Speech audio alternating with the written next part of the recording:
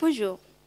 Revenons en arrière. Il y a très longtemps, des milliers d'années, des hommes préhistoriques, lorsque différentes espèces de l'homme vivent en même temps sur la planète. Imaginez-vous un homme qui est assis près de la rivière devant une grotte. Il est en train de tailler des pierres pour en faire des outils, des poings, des tranchants.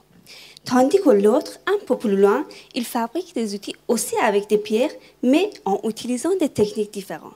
Ce sont des spécialistes de la pierre. Mais en tout cas, aujourd'hui, ils sont disparus. Et alors, qu'est-ce qu'on peut faire pour comprendre comment l'homme et femmes préhistoriques vivent dans leur environnement? Des pierres taillées sont les seules sources d'informations pour comprendre les activités spécifiques d'humains pour cette époque. Je vous donne un exemple. Aujourd'hui, dans votre cuisine, vous avez les couteaux. Les différents couteaux qui sont presque similaires, tandis que pour chaque objectif, vous prenez un couteau particulier. Et c'est pareil en préhistoire. En fait, c'est la forme et les caractéristiques techniques des outils et la façon dont ils sont taillés qui nous indiquent comment et pourquoi l'homme préhistorique les utilisait. Voilà l'objet de ma recherche qui se concentre sur la région que peu connue. Il est situé et limité entre deux mers, la mer Caspienne et le golfe Persique. Mais pourquoi cet endroit?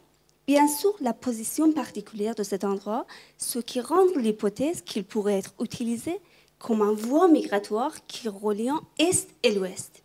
Imaginez comme un passage préhistorique à l'époque qu'il y avait différents groupes humains. Homo sapiens et Néandertal ont cohabité sur le même terrain. Et d'ailleurs, des découvertes archéologiques par les fouilles soutiennent cette hypothèse.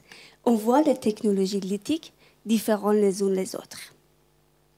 Alors, pour réaliser ma thèse, moi j'ai fait beaucoup de voyages afin d'étudier et analyser des pierres taillées des sites connus de la région et les comparer.